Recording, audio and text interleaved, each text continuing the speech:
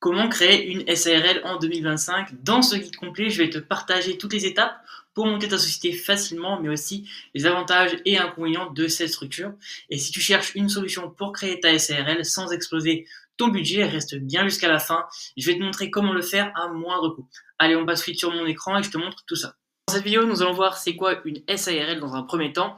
Ensuite, nous verrons les avantages et les inconvénients de cette structure juridique. Nous verrons comment est-ce que tu peux créer une SARL, donc les grandes étapes de la création de la SARL.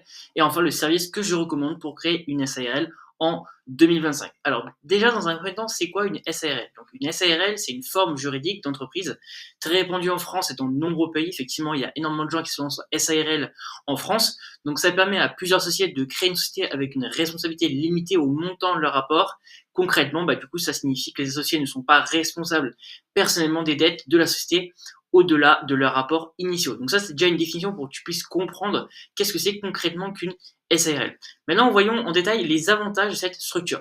Il y en a plusieurs. Le premier que j'ai noté, c'est tout simplement que au niveau de la limitation de la responsabilité, les associés ne risquent que ce qu'ils ont investi dans la société. Donc ça, c'était important de le mentionner, c'est-à-dire que les associés, ils risquent que ce qu'ils ont investi à l'intérieur de la société. Le deuxième avantage que j'ai noté, c'est la facilité de la création. C'est-à-dire que le processus de création d'une SARL, il est relativement simple et il est bien défini. C'est-à-dire que vraiment, tu peux vraiment créer rapidement et facilement, du coup, ta SARL cette année. Troisième avantage que j'ai noté qui était important de mentionner, c'est la souplesse dans la gestion. C'est-à-dire que les règles de gouvernance sont moins contraignantes que dans d'autres formes juridiques. C'est-à-dire que tu vas créer peut-être autre chose et du coup, tu vas avoir des contraintes supérieures alors que là, en SARL, tu as vraiment une souplesse au niveau de la gestion et au niveau du coup de l'administratif. Le quatrième avantage que j'ai noté, c'est que la crédibilité accrue, c'est-à-dire que ça, une SARL, ça peut du coup t'inspirer davantage confiance par rapport aux partenaires commerciaux et aux clients que tu vas avoir à l'intérieur de ton entreprise. Donc SARL, ça va augmenter l'autorité que tu peux avoir quand tu vas parler de ta société à ta clientèle. Et donc effectivement, du coup, je l'ai mis comme avantage parce qu'effectivement, moi ayant un frère qui a une SARL, effectivement, je trouve que ça met l'autorité un petit peu plus au-dessus que si par exemple tu dis que tu as une SASU ou une micro-entreprise, tu vois. Donc après voilà, chacun est libre de penser ce qu'il souhaite, mais moi je trouve que ça fait effectivement, ça augmente ton autorité sur le marché et au niveau de la présence que tu peux avoir par rapport à différents partenaires commerciaux ou clients.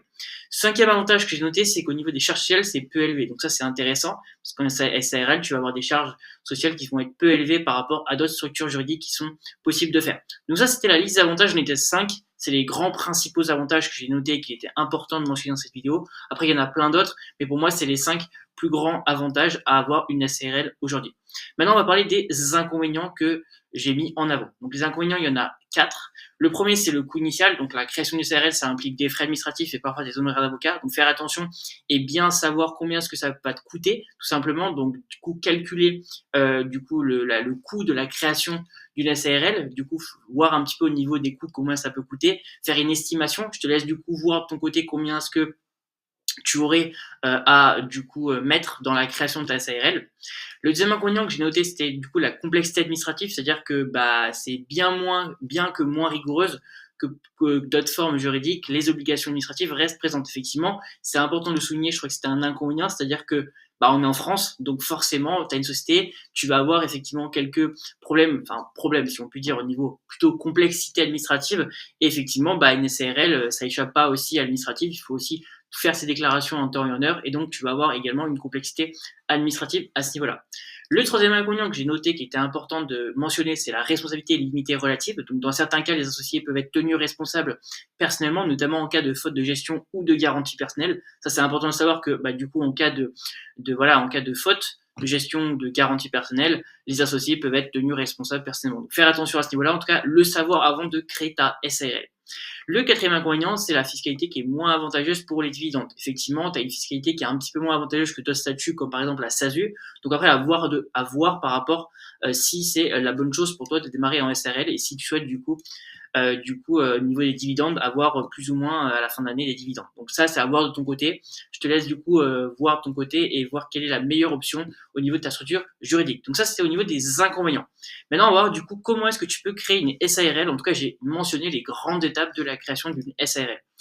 Donc, premièrement, alors je vais enlever tout ça pour pas que tu puisses voir parce que du coup, ça va un petit peu endommager la vidéo, je trouve, parce que c'est intéressant que tu puisses voir les différentes étapes. La première étape que je trouvais intéressant de mentionner, c'est première étape, c'est définir l'activité de la SARL. Donc concrètement, c'est définir le nom, l'activité, le capital social et la répartition des parts. Donc ça, c'est très important à faire au tout début de la création de ta SARL, donc définir l'activité.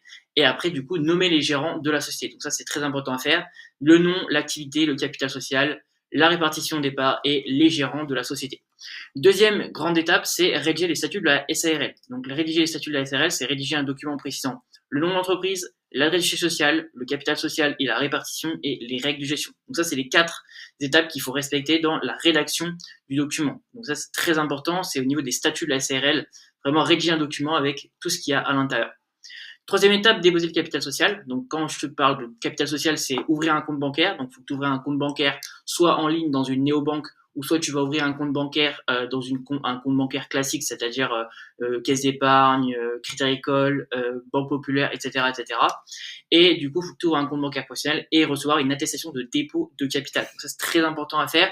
C'est vraiment la troisième étape, c'est déposer le capital social. Quatrième étape, c'est nommer le gérant. Donc, nommer le gérant, ça va être la décision prise par les associés. Donc, il va falloir, tout simplement, t'en parles à tes associés et que tu prennes une décision à ce niveau-là et que tu nommes un gérant. Rédiger un procès-verbal de nomination, ça, c'est très important. Il faut que tu rédiges un procès-verbal qui, atteste que, tu vas avoir ce gérant qui va être pour ta SARL. Cinquième étape, ça va être de publier une annonce légale. Donc, quand tu dis une annonce légale, c'est-à-dire c'est obligatoire pour informer le public déjà, et ça peut être publié dans un journal officiel. Sixième étape, déposer le dossier au greffe, très important aussi à faire, c'est-à-dire que tu dois envoyer le document obligatoire, donc statut, attestation de capital, justificatif d'adresse au registre du commerce associé, donc RCS. Donc ça, c'est la sixième étape et c'est obligatoire, tu dois déposer le dossier au greffe et envoyer tous les documents obligatoires, donc statut, attestation de capital, justificatif, ça c'est très important à faire et je te recommande de le faire puisque c'est obligatoire. Et obtenir l'extrait CABIS, dernière étape, c'est-à-dire que tu vas, une fois que ton dossier est validé, tu vas recevoir le CABIS, donc l'identité officielle de ta SARL. Donc ça, voilà, c'était la liste de toutes les grandes étapes au niveau de la création de ta SARL. Et enfin, je vais parler du service que je te recommande d'utiliser pour créer une SARL en 2025. Donc si tu souhaites créer ta SARL en gagnant du temps sur l'administratif, je te conseille tout simplement de passer par le service de LegalPlay. C'est le service que moi-même, par lequel je suis passé il y a quelques années quand j'ai créé ma micro-entreprise à l'époque.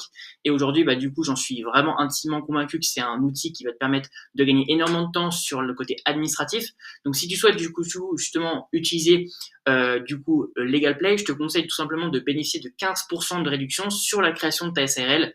Avec le code Gabriel15, j'ai négocié tout simplement pour la communauté YouTube un lien qui va te permettre de bénéficier de 15% de réduction directement avec LegalPlay. Donc c'est super intéressant, je trouve que ça te permet d'économiser quand même 15% sur la création de ta SARL, c'est pas rien, c'est quand même 15% d'économiser. Donc si tu souhaites tout simplement bénéficier de ce code de réduction, je l'ai mis sur le premier lien en description et tu pourras bénéficier de cette réduction.